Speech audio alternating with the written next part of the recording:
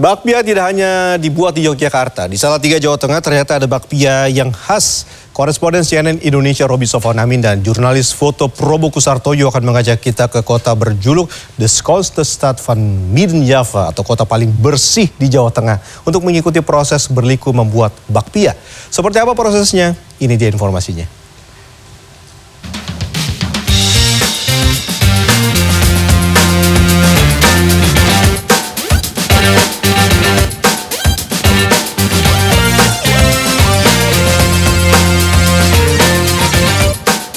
Kali ini saya mendatangi sebuah rumah produksi bakpia di Salatiga, Jawa Tengah.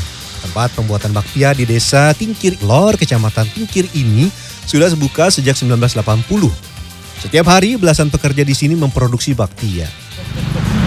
Bakpia ternyata tidak hanya ada di Yogyakarta, ternyata di Salatiga juga ada produksi bakpia. Nah, ini saya udah dapat infonya. Di tempat ini bikin bakpia, iya Mas? Ya, Mas. Dengan Mas siapa? Mas Arif? Saya Mas Arif. Oh iya, ini lagi bikin ini ya? Ini produksi bakpia basahnya. Oh basah. gitu. Ini proses produksinya di sini semua ya? Iya, dari awal sampai selesai, sampai packing ada di ada sini. Di sini. Ya. Oke, saya mau lihat-lihat sana. Oh iya, mari. Lukman Nur Arif merupakan generasi ketiga setelah kakek neneknya memproduksi bakpia di Yogyakarta. Perjalanan rumah produksi bakpia di kota Salatiga bermula dari tingginya permintaan bakpia di kota ini. Ya. Jadi ada dua bakpia di sini. Ada dua bakpia. Bakpia basah. Bakpia basah. Sama bakpia patok. Oh, bakpia patok. Berlapis-lapis. Oh iya, ini semuanya di sini ya. Ya. Ini sampai open. Terus ini yang proses produksi. Isian. Salah satu bahan penting dalam pembuatan bakpia adalah kacang hijau. Yang digunakan adalah kacang hijau kupas. Bentuknya seperti ini. Kuning sudah tidak hijau lagi. Kacang hijau dicuci sampai bersih kemudian direndam selama 1 malam. Sebelum dikukus, kacang hijau kembali dicuci sampai benar-benar bersih. Selain agar rasanya enak, juga agar tahan lama. Ini beratnya berapa sih? Aduh.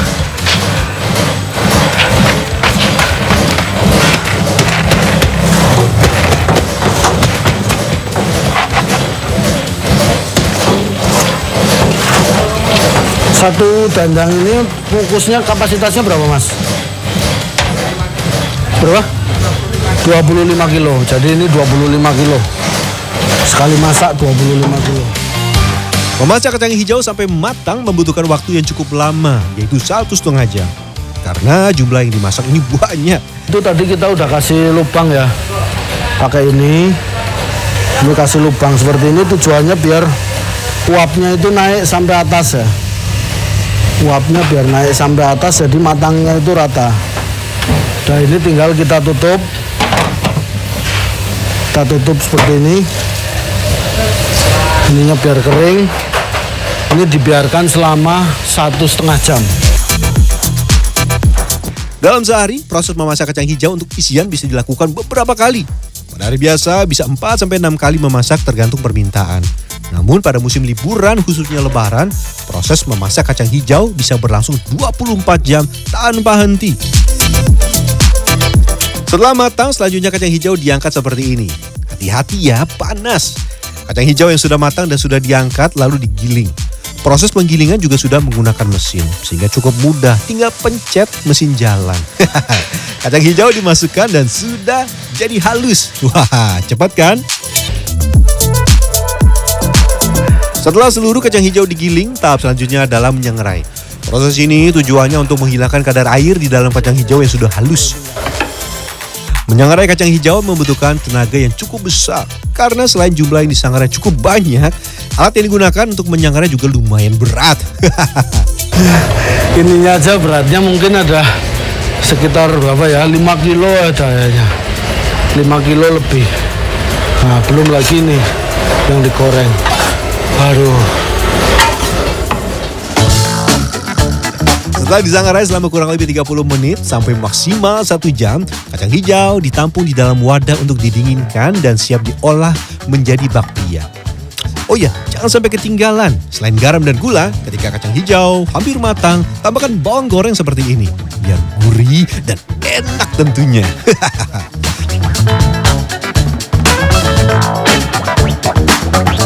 Tahap selanjutnya tinggal menyiapkan kulit bakpia. Untuk membuat kulit bakpia, bahan utama yang dibutuhkan adalah tepung terigu. Di rumah produksi bakpia ini, satu kali membuat adonan digunakan 12,5 kg tepung terigu. Minyak gorengnya berapa?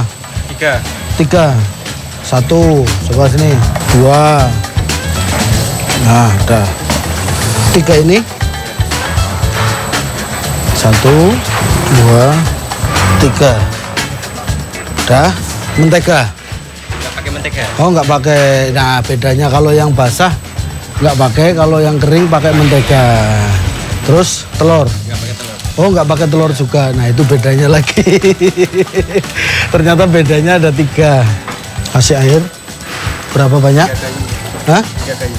3 gayung. 1, 2, 3. Nah, adonan untuk kulit bakpia sudah jadi. Adonan ini harus dibiarkan sekitar 15 menit agar mengembang. Nantinya adonan dimasukkan ke dalam mesin cetak untuk membungkus kacang hijau. Adonan yang sudah mengembang kemudian dipotong-potong memanjang seperti ini. Tujuannya agar mudah dimasukkan ke mesin pencetak seperti ini.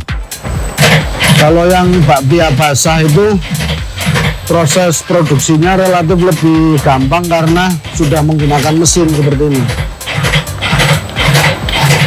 Jadi tinggal bikin adonan, terus adonannya udah jadi, terus adonannya kita siapkan, terus kita masukkan mesin seperti ini, terus dia nanti jalan sini, terus, nah, ini di sini ada ini kacang hijau yang tadi kita olah, itu langsung keluar di sini. Jadi langsung dibungkus gitu ya. Ini udah jadi satuan. Udah ini.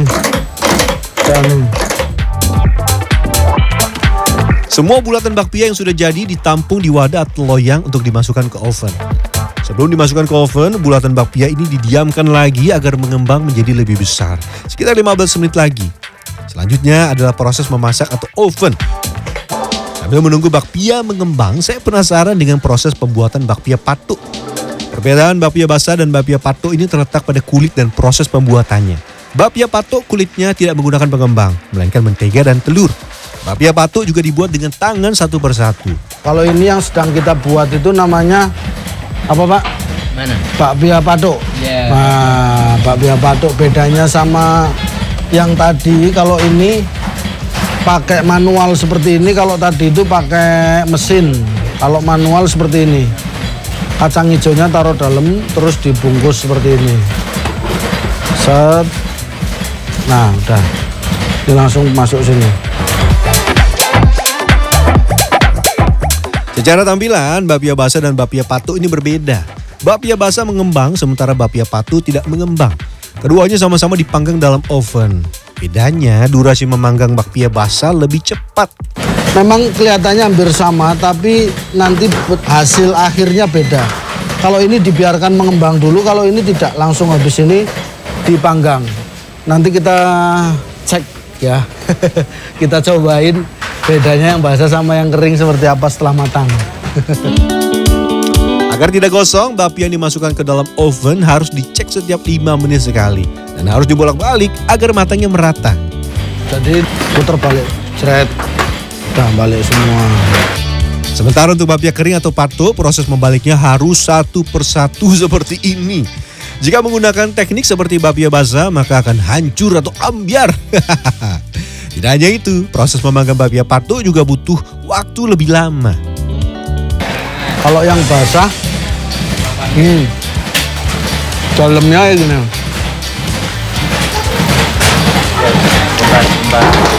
Kalau yang patuk,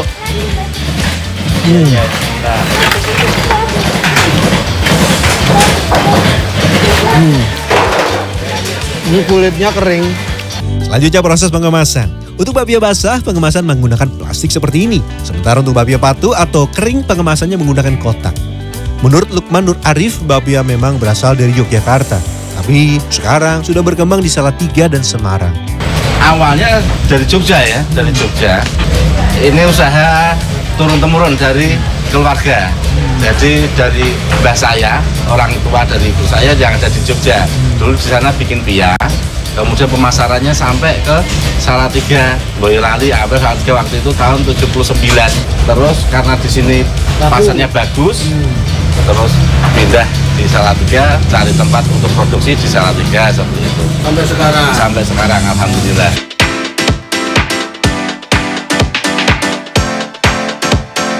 Bakpia Nura Salatiga ini setiap hari dikirim ke toko-toko langganan.